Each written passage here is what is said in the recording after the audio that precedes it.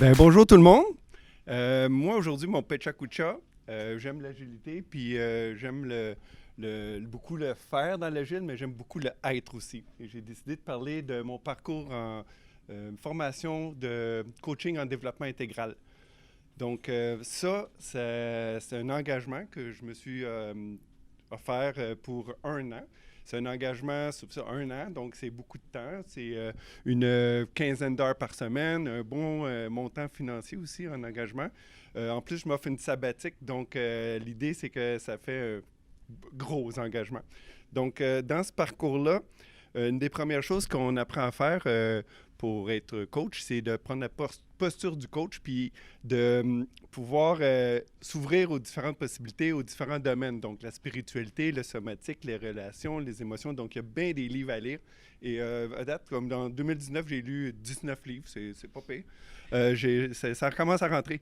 Une autre activité qu'on fait beaucoup, c'est l'écriture, le journaling. Ça permet d'aller voir en soi qu'est-ce qui se passe en différents événements de la journée. Ça permet de trouver les émotions, les sensations, puis de mieux se comprendre. Ça demande de l'introspection, finalement.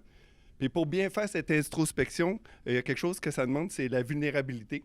Parce que tu n'as pas le choix, faut que tu oses aller creux. Qu'est-ce qui s'est passé? Tu as une sensation, tu as une rencontre avec quelqu'un, tu as jasé, puis qu'est-ce qui est arrivé là? Ça demande beaucoup de vulnérabilité, cette pratique-là de journaling, puis devenir coach en général.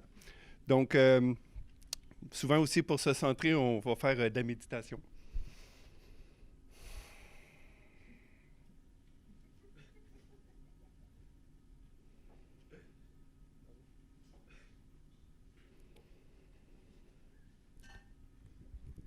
Cette méditation-là va faire beaucoup de bien pour se recentrer. On apprend aussi à être un débutant. L'idée, c'est que quand tu commences une nouvelle profession, n'importe quoi, une nouvelle activité, tu n'es pas expert en partant. Il faut apprendre à tomber en bas de la bicyclette, remonter. Moi, dans mon parcours, on m'a offert de faire de l'improvisation. J'ai fait de l'improvisation pendant 6 mois. Je montais sur la scène, parti du début jusqu'à là, puis j'étais encore novice. C'est bien intéressant. Puis tout ça, c'est accompagné d'une belle cohorte, parce que je ne suis pas tout seul là-dedans dans la formation. On a un beau groupe qui te soutient. Il y a les coachs mentors qui sont là pour toi, qui te coachent, qui t'accompagnent, qui te soutiennent. Ce groupe de soutien-là, c'est vraiment beau à voir dans la relation avec tout le monde. C'est tout ça dans mon année qui finit en avril. Ça m'a permis de me développer personnellement et de prendre une formation de coach. Mais ça m'a permis de me développer au niveau de la tête, du cœur et du corps. C'est très beau. Maintenant, ce que ça me permet de faire, c'est d'accompagner des gens dans le coaching. Ça me permet de pouvoir aider les gens qui ont des enjeux. Des fois, tu es pris. On dit, hein, tu es stuck. Il y en a qui vont comprendre c'est quoi. Donc, tu souhaites sortir de tes problèmes. Tu as quelque chose. Tu vas faire souvent appel à un coach. Donc, le coach, moi, si quelqu'un vient me voir pour ça, je vais pouvoir jaser avec. On va se rencontrer une première fois. On va essayer de voir,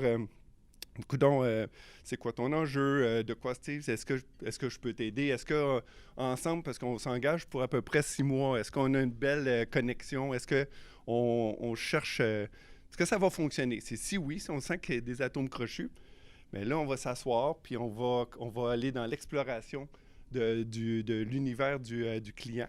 On va vraiment, moi, je vais me permettre d'aller découvrir vie personnelle, vie professionnelle, l'enjeu est où là-dedans.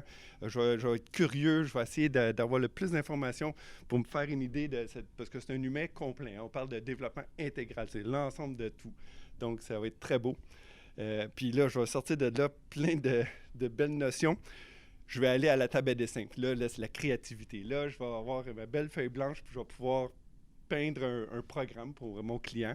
Je vais pouvoir mettre plein d'amour là-dedans pour trouver tout ce qu'il faut pour que ce client-là, cette personne-là, puisse avancer dans son développement. Quelque chose qui va apparaître beaucoup dans cette première rencontre-là, ça va être une belle qualité. Il y a quelque chose qui va ressortir de cette rencontre-là que moi, je vais détecter.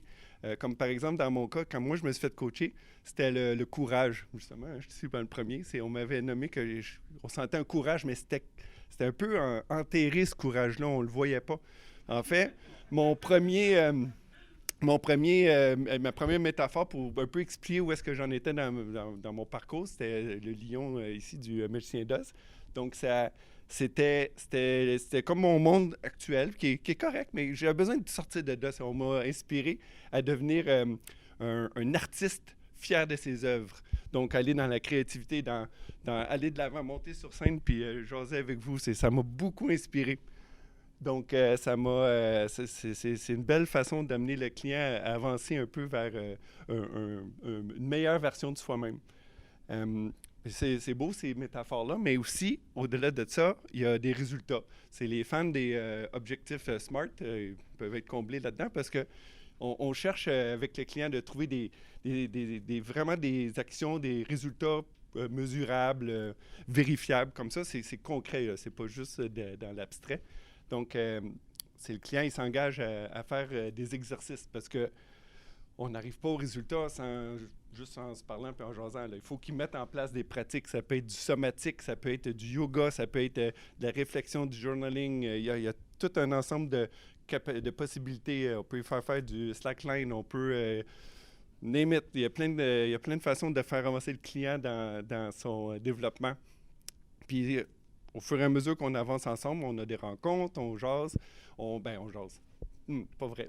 On va plus être dans la curiosité puis dans les questions puissantes. On va essayer de faire avancer notre client pour qu'il puisse se développer, voir, est-tu bloqué, est-ce que ça fonctionne pas, on ajuste.